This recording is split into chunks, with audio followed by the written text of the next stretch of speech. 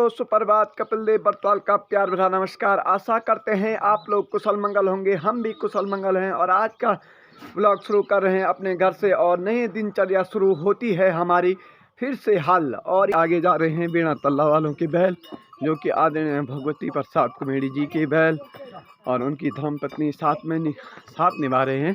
तो इस तरह से वो पानी पिला रहे हैं अपने बैलों को। ये कि 30 बुझा रहे हैं, जो कि छोटी मोटी बैल, बहुत ही अच्छे सुंदर। हम सबसे बड़े विशाल अपने खेत में पसरा के नाम से जाना जाता है, जो पतंजलि का सबसे बड़ा खेत है, आप देख सकते हैं। और कल आधा लगा दिया था, आधा पूरा खेत अभी भी बाकी है।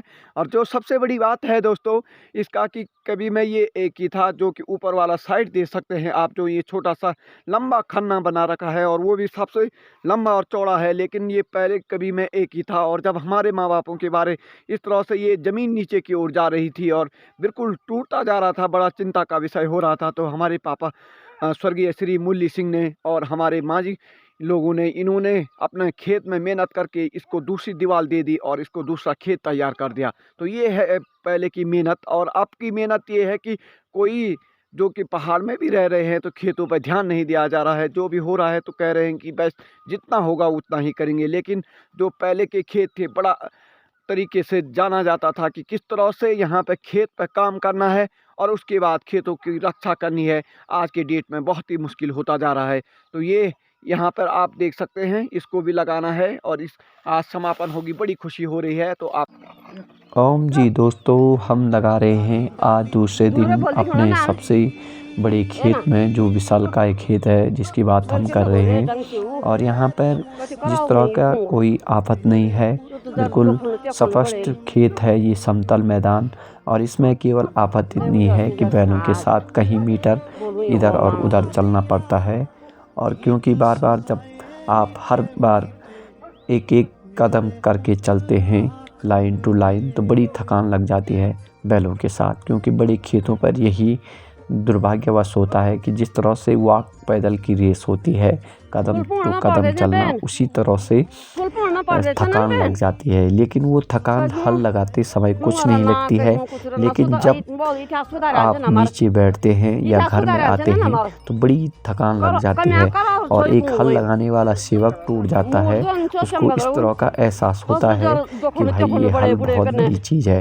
हल लगाते समय अगर किसी को परेशान किया जाए, तो अगर चीड़ दी जाए तो वो किसी को भी उस समय झगड़ा कर सकता है। क्योंकि बैलों के साथ खेतों में अगर हल लगाने वाले हल सेवाकार की पानी, चाय पानी इत्यादि उसका साथ में ना हो तो बड़ी आफत आती है। क्योंकि आपने देखा होगा कि कम से कम 50 या 100 मीटर बार बार आर या पार जाना पड़ता है। और एक पहाड़ों में यही होता है कि हल वाले को लगातार अपने हल को दबाते रहना चाहिए और देखना पड़ता है, क्योंकि बहुत ही आफत की जड़ होती है। और इस तरह से हमारी माँ भी समस्याएं बताती हुई कि किस तरह से हमने इस खेत को यहाँ पर तैयार किया है और ये बड़ा सा विशालकाय खेत किस तरह से रुका हुआ है। उन्होंने अपनी गढ़वाली भाषा के माध्यम से समझाने की कोशिश की है कि अगर हमने इस खेत को पूरी मेहनत नहीं की होती तो आज ये विशालकाय खेत न होकर के एक केवल कत्तर के बराबर यहाँ पर मौजूद रहता और समगदरा नामक गधरे में समा जाता। क्योंकि यहाँ पर जो रगड़ा है वो दिन रात आता रहता है और बहुत ही नुकसान ज़्यादातर होता है। क्योंकि ये खेत ढलान के टाइप में ज़्यादा था और बड़ा मुश्किल हो जाता था इसको रोकने के लिए। तो कहते थे कि हम, तुम्हारी बड़ी माँ ने और मैंने इसको साथ में मेहनत करके एक साथ एकजुटता के साथ हमने यहाँ पर काफ़ी पत्थर भी निकाले और उनसे चिड़ाई की, ताकि ये खेत रुके रहे और हमारे आने वाले वंशज इसका उपयोग कर सके। आज आपको बनाए हुए खेत दे रखे हैं, बड़े बड़े खेत, और उन खेतों को आप बड़े ही आसान तरीके से उपभोग कर रहे हैं। इसमें तो अगर आप बड़ा सा खेत न बना के दिया होता तो आज उस अनाज को ऑर्गेनिक तरीके से उपभोग नहीं कर पाते। यही है कि आप लोग जिस तरह की सेवा आज आपको मिल रही है, इसका पूरा उपभोग करो और अपनी आने वाली वंशजों के लिए भी एक अच्छा सा पहला उदाहरण बनना पड़ेगा आपको, क्योंकि जब घर का मुख्य सदस्य होता है उसका यही काम होता है कि वो अपने पूरे परिवार को एक साथ एक डोर में बांधे रखे, चाहे घर गृहस्थी की हो चाहे नौकरी की बात हो, ये आपको ये दायित्व संभालना पड़ेगा। हमारी माँ ने कहा है कि जबकि आपके पिताजी ने गृहस्थी का दायित्व लिया तो उन्होंने एक परिवार को एक धागे के सूत्र में बांध करके रखा, जो कि आज इसका उदाहरण दिखता है कि आपके चाचा जहाँ भी हैं वो हमेशा गृहस्थी के बारे में पूछते रहते हैं।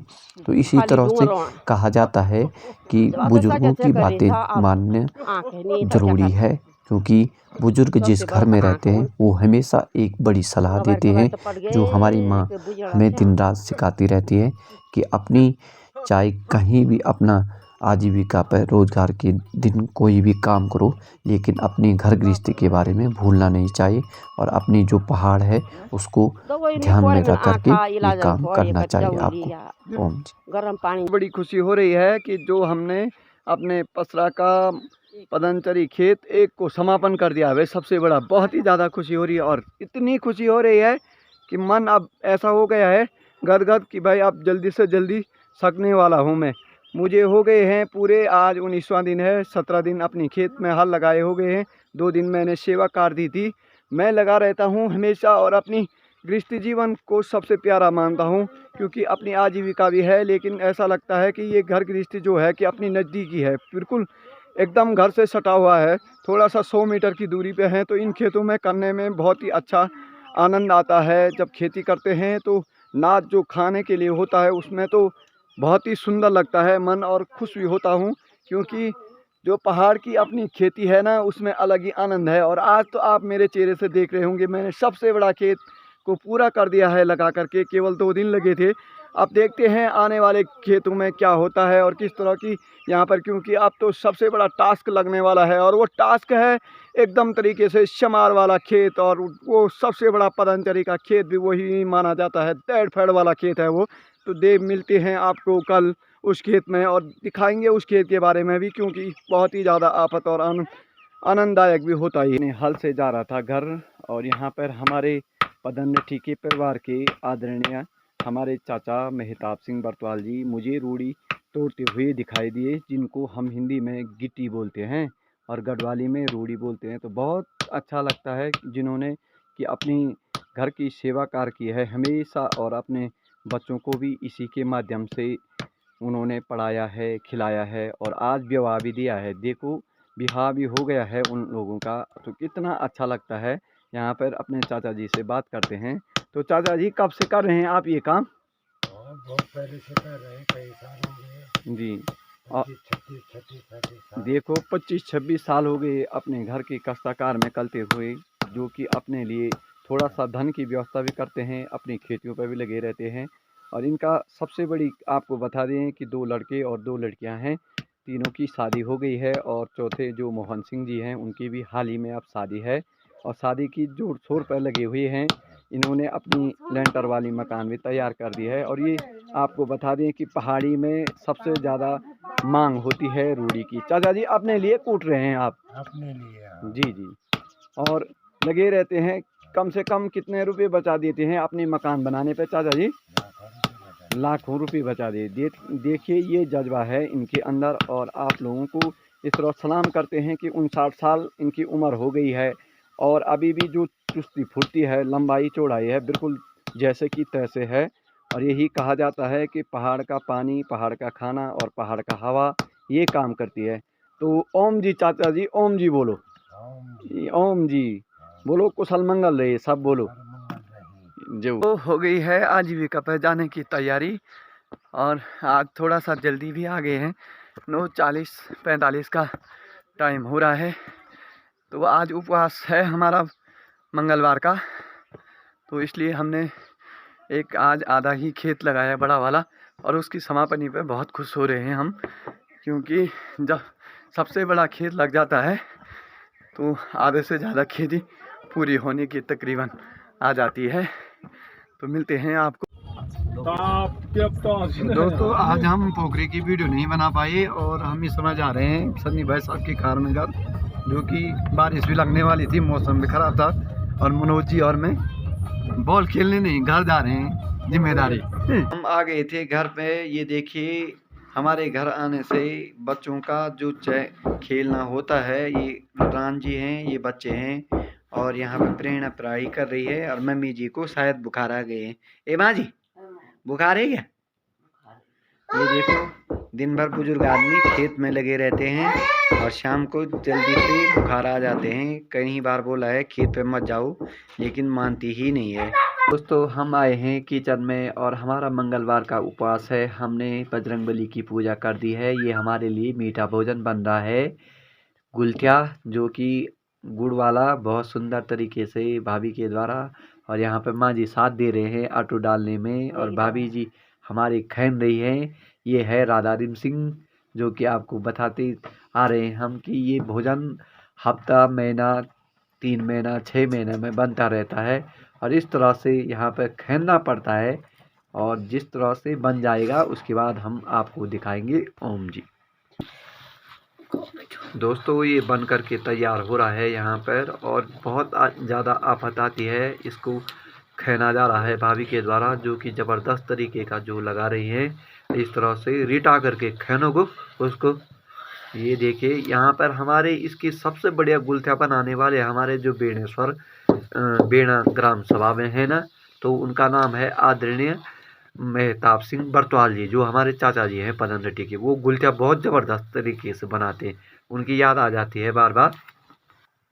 तो ये बन करके तैयार हो गया है दोस्तों।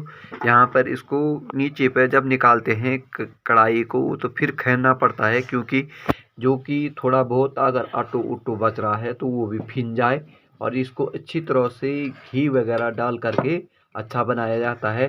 तो आप लोग भी आइए, आनंद लीजिए। हम इसका आनंद लेते हैं, अपने उपवास का व्रत तोड़ते हैं। आप लोग भी, ये हमारी मम्मी जी यहाँ पे घी डाल रहे हैं। तो माँ जी बन के तैयार हो गया ये फर्स्ट क्लास। ये आप लोग भी प्रसाद को ग्रहण करने, जो कि हलवा बन रखा है, गुलथिया, राधा रिम सिंह। और आज की वीडियो हम समापन करते हैं। पूरी वीडियो देखने के लिए धन्यवाद।